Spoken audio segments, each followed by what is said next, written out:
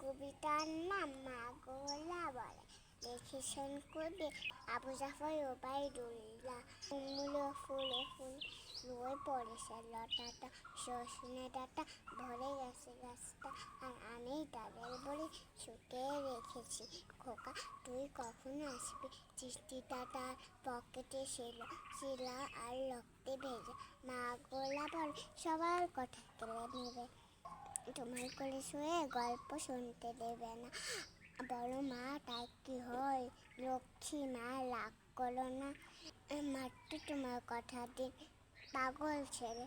মা পরে আর হাসে, তলুপুরি কি রাগ করতে পারি? নারিকেলের চিলগোটে মুরগি নানে মুরগি ভাজে, এটা সেটা আরো কত কি। তার খোকা যে বাড়ি ফেলবে, কানকো খোকা ঝরে পড়েছে ডাঁটাটা, পুজোটাটা নেটান।